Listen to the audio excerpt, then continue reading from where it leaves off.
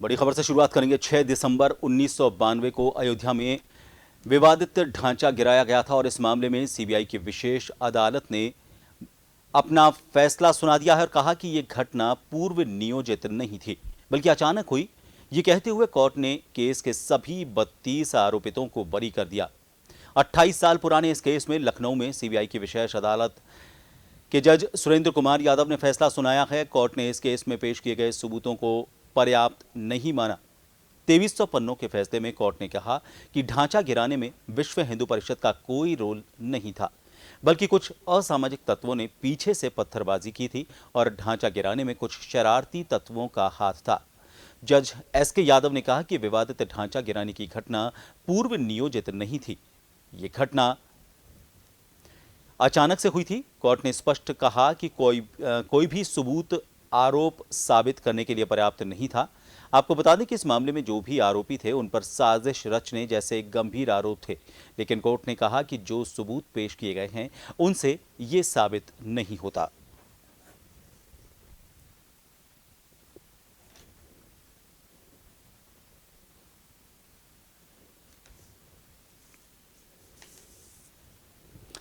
तो बाबरी विध्वंस मामले में 28 साल बाद सीबीआई की विशेष कोर्ट का यह फैसला आया है।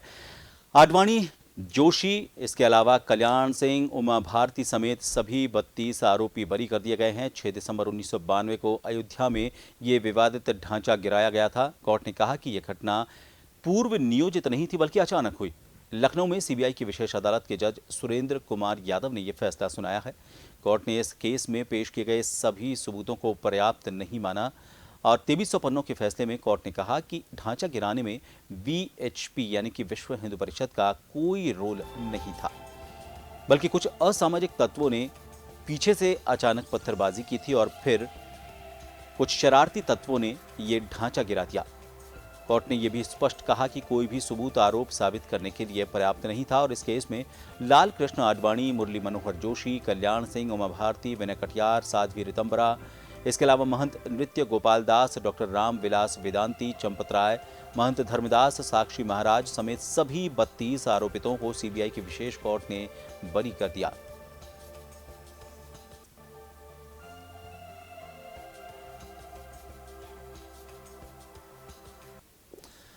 और इस खबर को लेकर बातचीत करेंगे हमारे साथ लखनऊ से जन टीवी यूपी के संपादकीय सलाहकार अरुण मिश्रा जी और साथ ही वरिष्ठ अधिवक्ता लखनऊ से सत्येंद्र सिंह जी हमारे साथ जुड़ चुके हैं। आप दोनों का बहुत बहुत स्वागत है। सचिन जी, सबसे पहले आपके पास आना चाहूँगा। ये मामला 28 साल पुराना ये पूरा मामला है। 17 साल तक करीब कोर्ट में ये पूरा मामला चला।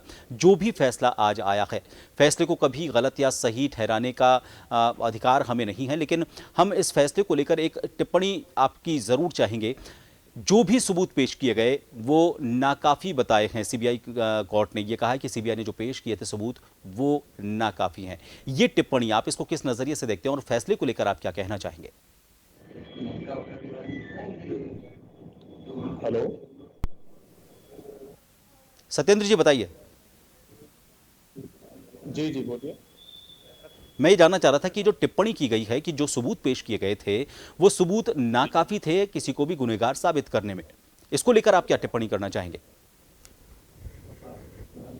जी हाँ, 1992 से जो है आज तक मुकदमा चला और उसके बाद अभी भी जो है सबूत जिस तरह से टिप्पणी आई है कि नाकाफी हैं, तो हमारा कहने का मतलब यह है कि आखिर ये सबूत कौन पेश करेगा इनको।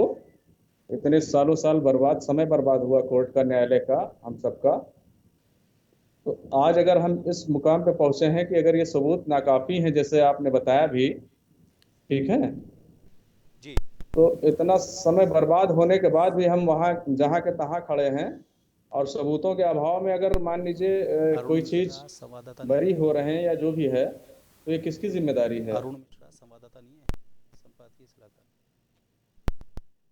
जी। एक और सवाल आपसे अभी करना चाहिए।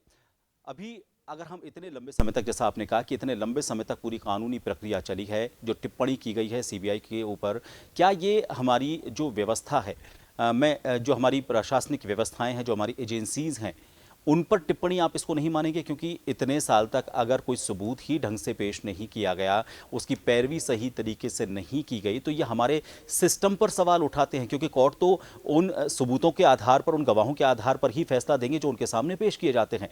तो इस पूरे मामले को सही तरीके से पेश नहीं किया जाना या फिर सबूतों को उतनी गंभीरता से इकट्ठा नहीं करना, ये एक बड़ी टिप्पणी हो सकती है हमारी एजेंसीज पर। जी जी, अब आप ये देखिए कि इतने समय से ये प्रक्रिया चल रही, न्यायिक प्रक्रिया चल रही है, उसके बावजूद भी जो है सही से सबूत नहीं पेश हुए हैं, नहीं पेश कर पाए हैं। तो कहीं ना कहीं सिस्टम हमारा जो है, कहीं ना कहीं सिस्टम में ही हमारे कमी है। तो ये सारी चीज़ें इसीलिए इतनी लंबी प्रक्रियाएं चलने के बावजूद भी, न्यायिक प्रक्रियाएं चलने के बावजूद भी जो है हम सही मुकाम तक नहीं आ पा रहे हैं, नहीं हम वो कर पा रहे हैं। तो कहीं ना कहीं सिस्टम ही फेल्योर है हमारा। बने रहिएगा। सत्येंद्र जी, हमारे साथ अरुण मिश्रा हैं, जन टीवी यूपी के संपादकीय सलाहकार। अरुण जी, उस वक्त जब ये पूरा घटनाक्रम हुआ था तो सैकड़ों की संख्या में वहाँ पर पत्रकार भी मौजूद थे। अगर हम पूरे भारतवर्ष के पत्रकारों की बात करें, उन पत्रकारों से उस वक्त जो वीडियो कैमरे हुआ करते थे वो छीन लिए गए थे। कुछ पत्रकारों को चोटें भी, गंभीर चोटें भी आई थी। तो ऐसे में सबसे पहली बात तो ये कि गवाह और सबूत नहीं मिलना सबसे बड़ा ये सवाल खड़ा करता है। दूसरा, एक टिप्पणी आपसे इस पर लेना चाहूँगा कि असामाजिक तत्वों ने ये पूरा वाकया किया है, तो उन असामाजिक तत्वों की पहचान, उन असामाजिक तत्वों की गिरफ्तारी, इसको लेकर आपको नहीं लगता कि कोई तो इसमें गुनहगार रहा होगा? ये मामला सिर्फ उनको आरोपी साबित नहीं करने को लेकर तो नहीं था, बल्कि इसको लेकर भी था कि इस पूरे मामले में दोषी कौन है? प्रभात जी, आपने बिल्कुल सही कहा। ये 28 साल के बाद ये एक ऐतिहासिक फैसला जज माननीय जज जो हैं सीबीआई कोर्ट के, उन्होंने एस के यादव जी ने दिया है। विचारणीय तथ्य ये है कि जिस समय यह मामला माननीय न्यायालय के समक्ष आया था, तो उस समय जो घटनाक्रम था उसके विजुअल्स थे, और आपको अगर याद होगा तो बीबीसी लंदन के पास इसके पूरे विजुअल्स थे, फोटोग्राफ्स थे उस समय में, कि किस तरह से पूरा सुनियोजित या गैर सुनियोजित घटनाक्रम के रूप में उसको पेश किया गया। अदालतों में इस बात की बहस चली कि इसमें जानबूझ करके ऐसे घटनाक्रम को अंजाम दिया गया या बाबरी मस्जिद को ढाया गया। तो वो उस समय के जो घटनाक्रम थे, वो तत्कालीन समय की जो सरकारें थी वो उस हिसाब से उस चीजों को रख रही थी, और उस समय विपक्ष का आरोप प्रत्यारोप का दौर चल रहा था। वर्तमान समय में चूंकि माननीय न्यायालय का फैसला आ चुका है, उसके उसके क्रम में अगर आप देखें तो ये फैसला 28 साल के बाद जो ये फैसला आया है, उसको 15वीं सदी से भी जोड़ने की बात कही है माननीय जज महोदय ने, कि इसके साथ ही जो वो तत्कालीन समय में जो पत्रकार रहे हों या जो प्रशासनिक अधिकारी रहे हों, जब जिस समय ये मामला माननीय न्यायालय के समक्ष ले जाया गया तो इन सारे तथ्यों को रखा गया, और उसमें लगभग 49 के करीबन आरोपी बनाए गए। और हैरानी की बात यह है कि यह इतने समय तक चला कि उसमें से 17 आरोपियों की आज की स्थिति में मृत्यु तक हो चुकी है। वो इस समय इस दुनिया में है ही नहीं जब ये फैसला आया है माननीय न्यायालय का। तो ये विचारणीय तथ्य ये है कि उस समय में जो विजुअल्स या जो घटनाक्रम घटित हुआ, इतनी भारी तादाद में लोग वहां पहुंचे, तो आखिर क्या वजह थी कि तत्कालीन समय में जब भी कभी मीडिया ट्रायल की बात आती थी, जब भी कभी जन सामान्य के बीच इस बात को रखने की बात आती थी, खास करके राम मंदिर बाबरी मस्जिद के विषय पर, तो उस समय विपक्ष के द्वारा, उस समय की तत्कालीन सरकारों के द्वारा ये कहा जाता था कि पर्याप्त साक्ष्य हैं, पर्याप्त सबूत हैं जो माननीय न्यायालय के समक्ष पेश किए जाएंगे। हैरानी की बात है कि सबूतों के अभाव में माननीय न्यायालय द्वारा आज आरोपियों को बरी किया जाता है। अरुण जी, समय कम है, एक छोटी सी टिप्पणी एक विषय पर और आपसे लेना चाहूंगा। अरुण जी, समय कम है, एक छोटी सी टिप्पणी आपसे और सत्येंद्र जी दोनों से लेना चाहूंगा। पहले आपसे लेना चाहूंगा, ये कहा जा रहा है कि जो सबूत थे वो नाकाफी थे, चलिए मान लिया, लेकिन अब तक जो भी इसमें पक्षकार रहे हैं, उससे जुड़े हुए बड़े बड़े नेता जिनके इसमें नाम आए थे, वो आगे बढ़ बढ़कर ये कहते थे कि हमने इस पूरी घटना को कारित किया, और इसका श्रेय लेने की होड़ मची हुई थी। चिल्ला चिल्ला कर ये कहा जाता था कि हमने या हमारे समूह ने इस पूरी कार्रवाई को अंजाम दिया, और इसका श्रेय लेते हुए अपने आप को पदों में आगे आगे बढ़ाया गया और अपनी राजनीतिक महत्वाकांक्षाओं को पूरा किया गया। एक तो वो दौर जिसमें खुद आगे बढ़कर वो अपनी इस पूरे श्रेय लेने की होड़ मची हुई है, और अब जाकर कोर्ट की तरफ से ये फैसला कहा जाता है कि उनका इसमें कोई भागीदारी नहीं थी। इसको किस नज़रिए से आप देखते हैं? अरुण जी। प्रभात जी, अभी इस माननीय न्यायालय के इस फैसले के बाद अभी उत्तर प्रदेश के मुख्यमंत्री योगी आदित्यनाथ का बयान भी आया इस विषय पे कि हमें पूर्ववर्ती कांग्रेस की सरकारों ने जो यह मुकदमा दायर करवाया था, जो एक तरीके से एक राजनीतिक रंग इसको दिया गया और विद्वेष की राजनीति और जातिवाद की राजनीति, धर्म की राजनीति और सांप्रदायिकता की राजनीति या वोट बैंक की राजनीति, इस तरीके के तथ्यों का उल्लेख करते हुए योगी आदित्यनाथ ने प्रतिपक्ष पे यह आरोप लगाया कि उन्हें विद्वेष के तहत लोगों को फंसाया गया और न्यायालय द्वारा इंसाफ हमें मिला है और हमें न्यायालय के फैसले से बेहद खुशी है। इस तरह का एक जो दूसरा पक्ष है जिसमें मुरली, आपको इसमें यह भी मैं अवगत कराना चाहूंगा कि सुबह 10:30 बजे फैसले को लेकर के प्रशासनिक तौर पर काफी तैयारियां थी और उसके तहत दल बल सहित वहां प्रशासन एकत्रित था। उसमें लगातार न्यायाधीश द्वारा, माननीय न्यायाधीश द्वारा जितने भी आरोपी लोग थे जो कि जीवित थे, उनको बाकायदे उनकी हाजिरी ली गई। उनकी प्रेस, चाहे वो मुरली मनोहर जोशी हो, उमा भारती हो या जो उपलब्ध नहीं हो सके, उनको विजुअल के द्वारा हाजिरी ली गई और चंपत राय हो या विनय कटियार हो, जो भी आरोपी व्यक्ति थे उनकी हाजिरी की गई। उसके पश्चात यह फैसला माननीय न्यायालय द्वारा सुनाया गया।